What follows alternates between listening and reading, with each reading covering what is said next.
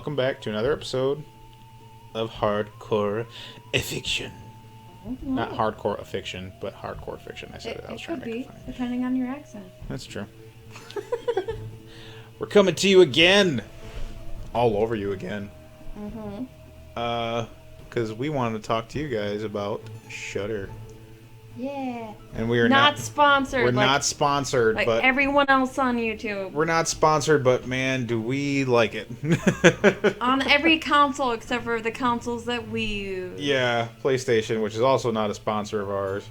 Mm. But yeah, we love it. We've got it, and it was pretty great. There's some pretty good stuff on there. One, if you have Shudder, and if you haven't checked it out already, check it out. Blood Vessel.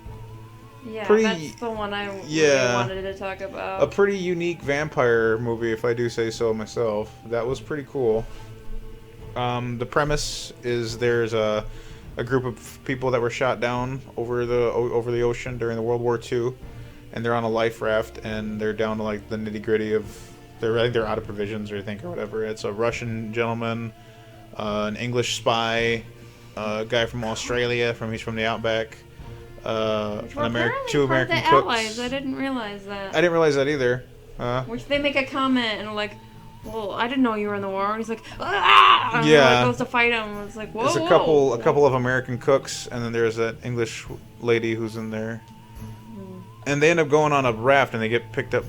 They don't get picked up, but they end up crossing paths, as it were, with a Nazi ship. And on the Nazi ship, they end up going around and figuring out that everyone's dead on the ship because of vampires. Which is such a cool concept. It is, yeah. Well, just the horror genre during World War II, in my opinion, it's not really done too much. I think I've only seen a couple of movies that have done that. It's an untapped resource. You think if vampires were a thing at any point in time, they would be just swooping around, eating their fill during a war, during any war, Civil really. War, like because that's chaos of all of it. Yeah. Not that there's structure to any war. The makeup in that movie was really cool too. The props were fantastic. The props were cool. I don't know if it's because it was like a bottle episode and they only had like technically the one location, so they could probably spend more money on details. Yeah, I mean that's probably which is brilliant. It's a brilliant idea for that. Well, yeah, you take away from one spot that would be getting a bunch of money chucked at it and time to replace it and put it somewhere else, Well, in the old days of hardcore fiction, we would talk about how we would do it. Yeah. Instead of just talking about the movie. And when we initially saw the trailer for that movie, I was confused on the setting. I thought they were just people stranded, like in modern day, and then they found a Nazi boat. Okay. So, like, how long has this been adrift? Like, how come nobody found it? But they're starving and whatnot, so they go up. And, like, so they don't know how to use that kind of technology because it's ancient. Right, and but then they stumble upon it that way, and all the vampires are asleep because they've been starving. Right, which it was basically kind of that, but it still took place during the 40s. Yeah. But it was cool. I like the tension is kind of there. The cliche tension was there a bit because there's like always that one guy that's really punchable. Yeah, in the survival movies, there's always that one dude who's like, "Why is that guy?" You can't tell me what to do, man. I'm gonna eat all the food. Yeah, the one guy who's like doing stupid stuff, and there's like always like the little Weasley guy that's there too. It's kind of like just barely squeezing by not doing anything or something. I don't like those little cliches in survival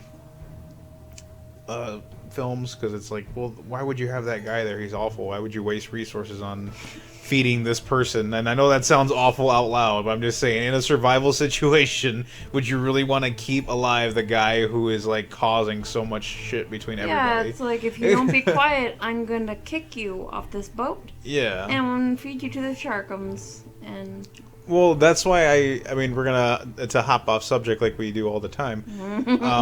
The movie War of the Worlds with Tom Cruise. When he's when Tim Robbins is freaking out and he's screaming Not my blood. and making a bunch of noise. Not my blood. And Tom Not my Cruise blood. looks at him and he's like, "Do you understand what I'm gonna have to do if you keep making that noise?" And it's like, "Yeah, dude, like totally." And what does he do? He's like, "I'm gonna kill this guy because he's freaking out." And Because I have to worry about my kid. yeah, he's gonna hurt my daughter. Like, no, like, and I saw that and I'm like, yeah, that seemed like a realistic thing and something that somebody would totally do. But back to the blood vessel movie though. Yeah, the effects were so good. The props and the practical makeup and the effects they did on that, and they did this really cool thing. And I don't know if they used contacts for it or they used some kind of effect in CGI, but they made their eyes do this really cool like animal glow. Like they had like these little glowy like spots, kind of almost like the Skyrim vampires. And it looked really, really neat. I don't know, it was really cool to me. The only thing that I can reference it to is if anyone have seen the Lights Out, either the original YouTube short, which is awesome, or the movie that got made from the original short, which is also pretty awesome. Yeah, those are good. Then they just use reflective tape. Oh, like around the eyes? Yes, but a lot of them in this movie, It's you close-ups, see yeah. close-ups full on. So some sort of witchcraft happened there. Well, the eyes in the movie, we watched it together, The Chronicles of Riddick. Yes. And Pitch Black, he had like those eyes that kind of did the same thing. And I looked them up online to see how much they were. They're like $80 contacts. Like $80 to $100 contacts. And what it is the part that is the color part of the eye. It's see-through, but it also has like a mesh of reflective tape, like how you're saying. Sounds painful. Well, it's not like tape, but it's the reflective material is what I should say, not tape. But it's reflective material they put on there, and this guy's doing this really cool thing where he has them in, and you see them, and they kind of look like milky, like silverish eyes, and he puts his hands over his eyebrows so you can see like his eyes are like glowing on the inside. It was really cool, and I've always wanted a pair. Yeah, like. I don't know. Was there 2 movies of that? There's 4. Because we watched 2 of them, and they were pretty good. Second one, as is tradition, not as. Yeah, because there was Pitch Black, and then there was a movie that came out in between. It was like an animated one that was really good, and then there was Chronicles of Riddick, and then there was the movie just called Riddick. I haven't seen Riddick yet. I heard it was pretty good. I haven't seen it. What was another one we watched on Shudder? That was the one I basically bought Shudder for, because I saw commercials for it, and I'm like, Nazi vampires? Oh, it was, doing it. Dang it, what was it called? I'm a few bars. Oh, it was a movie with Rebecca Romijn, and she's like a Satanist, and she's doing like sacrifices. Oh. What was it called? Oh my god. Satanic Panic. Satanic Panic. Yeah. That was gross. It was pretty gross, but it had that same vibe of like that the babysitter. Weird sense of humor. Yeah, the babysitter kind of had that same feel, like they were doing like the over the top gore, but it was kind of campy at the same time, but it was a little a bit serious too. It was good. I enjoyed the hell out of it. I would also compare it to like an Evil Dead sense of humor. Yep. Where Mm. it's just like ridiculous amounts of blood, like human bodies don't hold that much. Or spray that far out when you take a head off. I mean, not Which that I know from experience or anything. I actually prefer it to be over the top like that now. Yeah. Then, like, we watched the remake of Friday the 13th with Mr. Padalecki. Yeah. The screwdriver in the neck or the eye, or I looked away, and just like that's and something he that stabs that could just happen. Like, no, yeah. When it's too realistic, I can't do it. No, like, that's fine. Friends tried to watch the original Texas Chainsaw with us, and I'm like, can we watch literally anything else, please? To me, it was a trip down memory lane for me, but for you, it was like, this is like shit like this really happens, so it was like a little bit much for you, and I understand that. I would never like be mad at you because you don't want to watch like a gory gore fest. Watching monster movies and ghost movies and stuff. Not that I necessarily don't believe in ghosts, but it's something that is a different level for me. It's harder to get scared about. It just seems like it's less likely to happen. That's what. Right. It's less likely to happen. Like, ghosts are probably out there. I don't know. I'm not a scientist. That is for another topic. That is for another topic. And people get kind of cranky about that. It's like, well, it's those people that are like, well, it has, like, there's no proof that it does exist, and there's no proof that it doesn't exist, so I'm gonna go with that it doesn't exist until it shows that it's proven. Which to me is just a yeah, that's not my job. It's just a back-ass word. But like, there's a certain, to put it back on track, there's just a certain level of detachment that comes with the typical, because the ghost movies are usually pretty tropey. Yeah. Where like someone gets their hair pulled and they get pulled out of frame, and it's like, sure. But someone that gets stabbed in the Achilles heel makes me want to just like. Oh. There's another movie on Shudder I want to watch. It's that, what was it called? Something, I can't remember the name of it right now, but there was a show too. I want to check out the Creep Show, because the Creep Show was from a movie. I'm pretty sure it was a movie when I was a kid that was out. It was a lot like Tales from the Crypt, and it's like little episodes here and there. And they have the Creep Show on there now, and it seems like they got a lot of different actors and a lot of crazy ideas for episodes on there. I'm all about that kind of stuff. I do like that freshness, the refreshing feeling that some horror movies do give me, because it's like it can be the same like formula at times, but they'll change one little thing and it'll make the whole movie like more enjoyable. Because what was the other one we had? The Cleansing Hour was the one we watched on there, with the guy who's he's a fake exorcist on the internet, and he's posting it. That's another one that I bought the subscription for. Because it looked awesome. That one was really good too. And again, it was that idea where like, like the guy who's a fake and ends up being shown that it's real. Like, we've seen that a couple times, but this one was different because it's just the one event, it's the one area that they're in. And again, we were talking like at the beginning of the topic how, like, you save on money if you got it set in one area.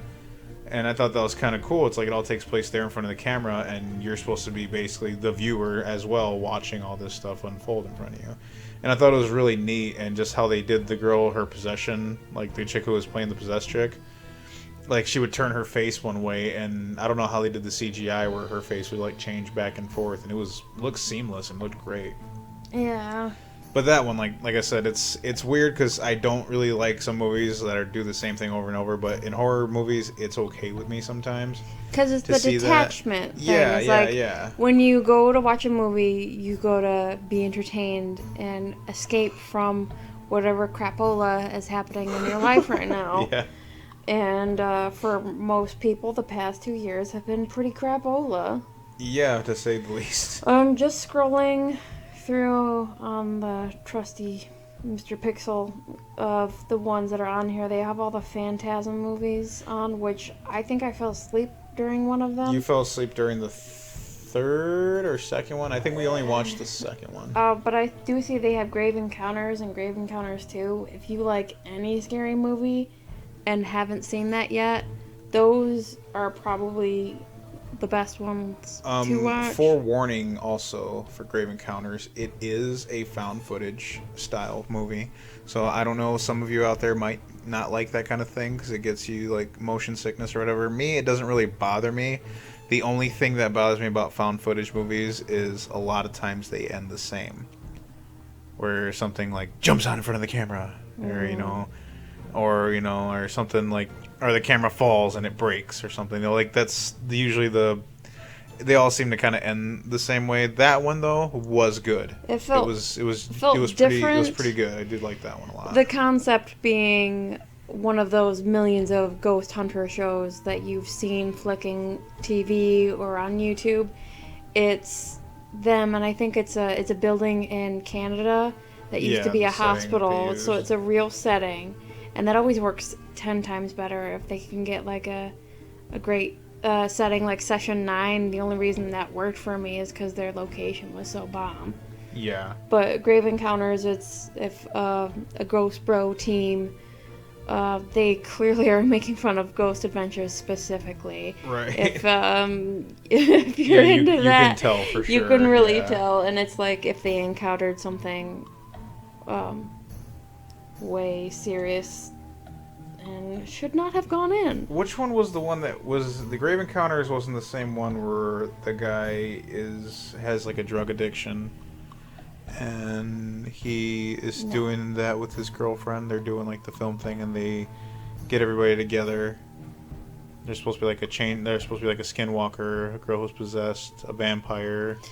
No, that's not that one. But that one was okay. That was on Netflix. Yeah, what was that one called? Because that was another found footage one too. That was a lot like Grave Encounters. But it was going to space again. We're going to the moon. Hang on. If you can hear my laptop, I am so sorry. But we have it set up so close to the microphone, and it's this microphone pick. I can be in the next. I can be in the next room, and this microphone will pick me up. It's pretty crazy. I forgot about Horace Head. Oh wow. Talking about art pieces. Horace Head seems to be one of those. I don't movies... want to say anything about it. I don't want to say anything about it. Like just watch Horsehead. That's all I'm going to say. Just watch it.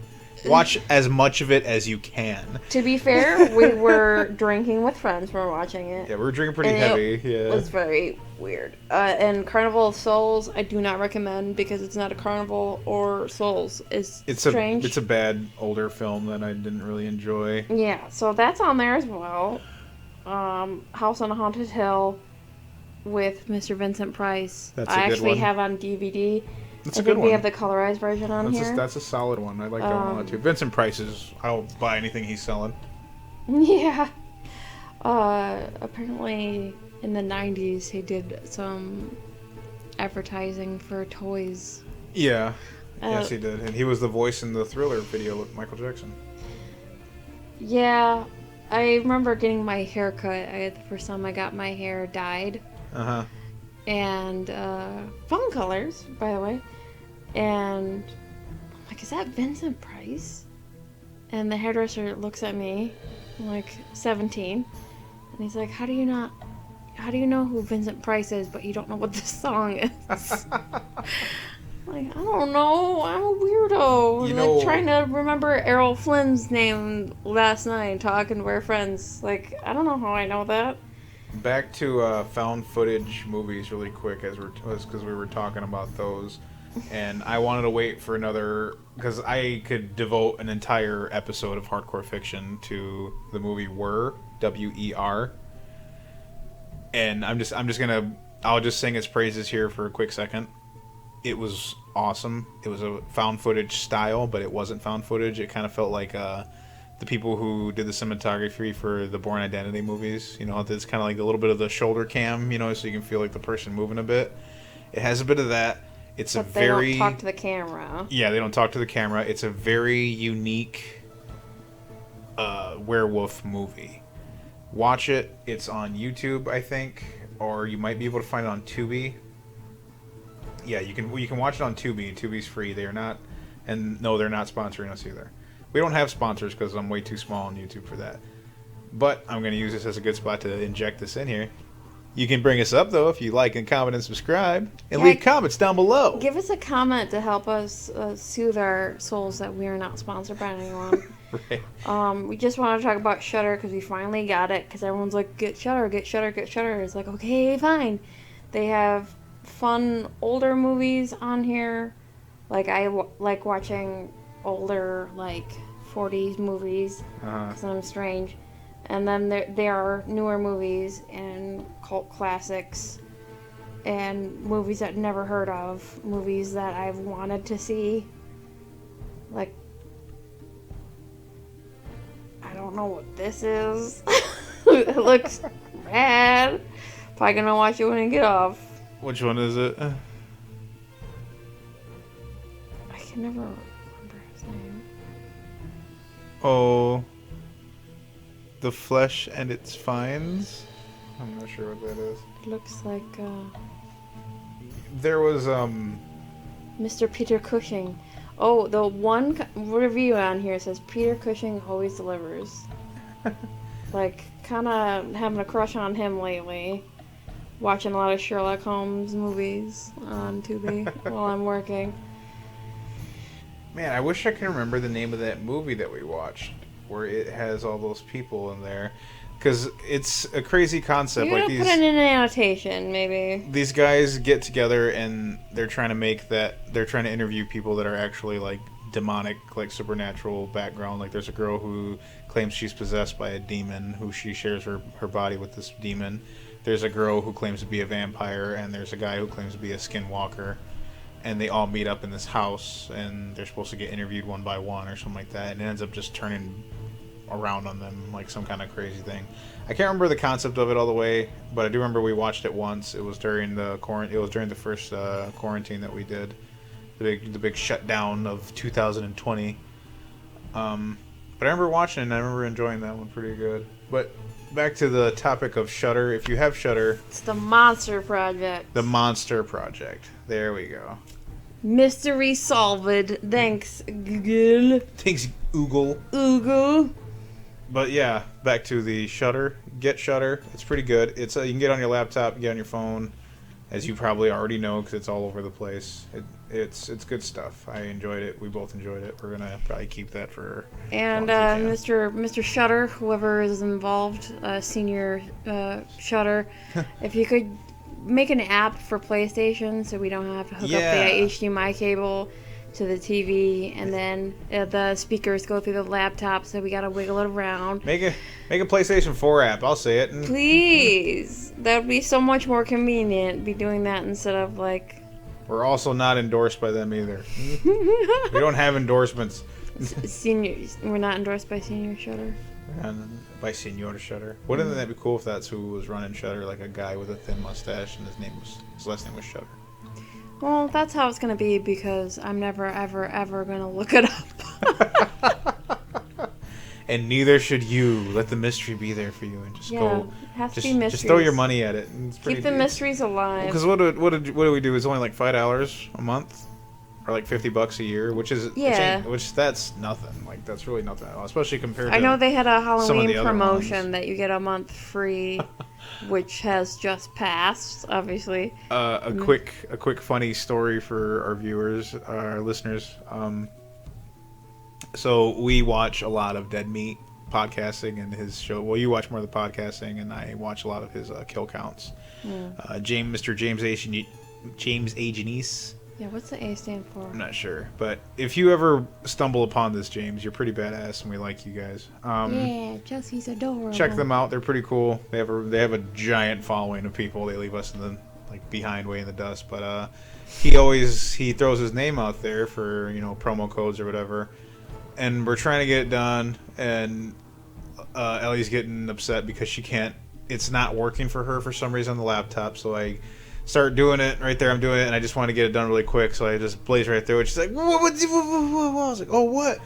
I realized that if you use this promo code, we would have had a whole month for free. So I missed out on us getting a whole month of Shudder for free because I couldn't wait. Because it said that my credit card information was incorrect, even though it was, because yeah. Technology.